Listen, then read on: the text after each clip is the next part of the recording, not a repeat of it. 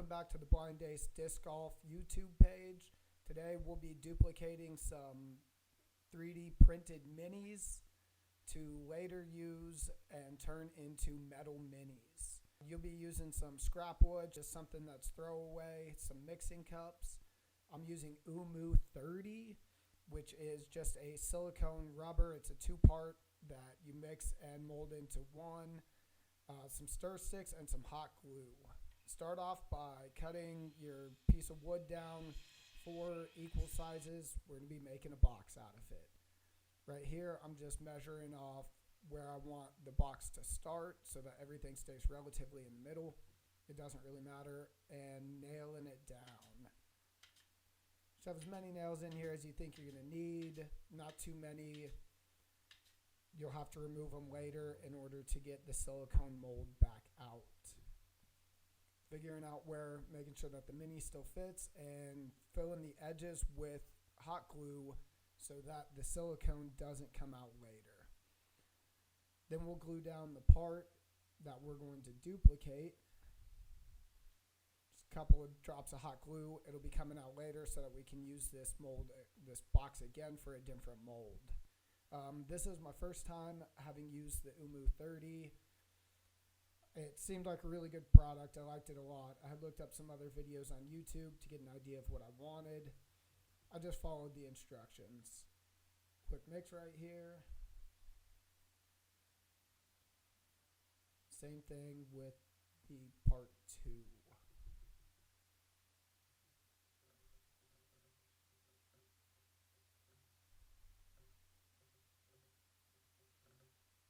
Next, we'll be pouring these into their own individual cups to make sure it's just a 50-50 mix. So I'll pour the same amount in 2 individual cups, using the line from the first one to measure out the second.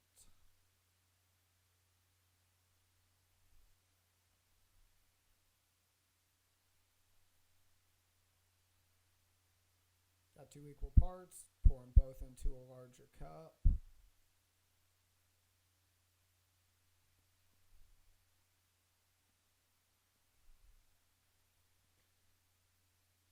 And then we'll just mix them thoroughly. As I recall, the instructions called for 3 minutes mixing time. It's really pretty easy to tell when you've mixed it enough. This turns into this nice consistent purple color.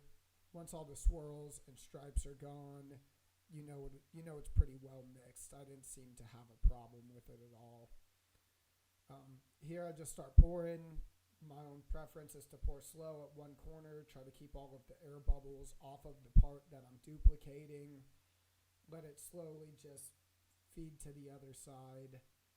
After you're done mixing and pouring, all you have to do is pull one side off, pull it off, get a grip on the silicone, and pull it right out of the box.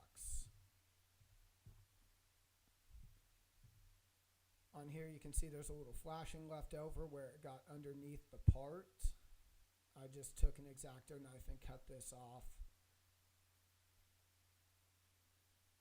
Took a little bit of time. Be careful, don't cut into the actual mold of your part. Looks pretty good here. You can actually see the lines and everything that are translated from the 3D print. The mold's really rubbery and easy to move around.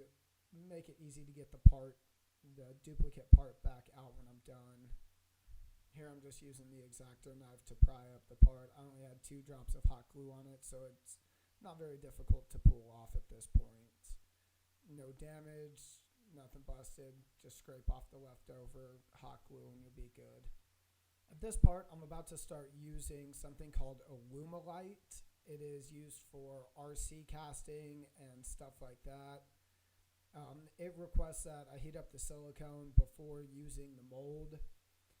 In the future, I didn't do this and had no problems whatsoever, but it does suggest it.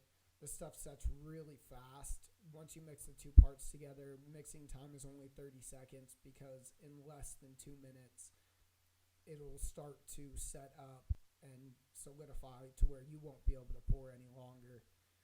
So quick mix. Make sure that everything is well mixed. Scraping the sides, scraping the bottom. Pull my silicone out of the toaster oven and pour it right into the mold.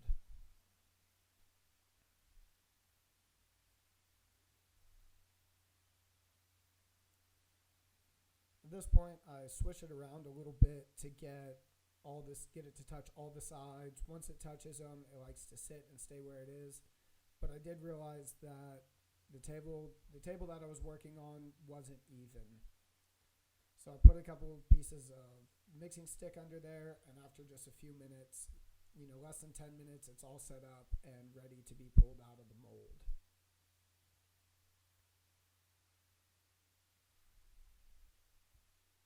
After I take this out, it's kind of hard to see in the video, but again, all of the lines that were created while 3D printing translate over perfectly. It's almost an exact duplicate of the first one.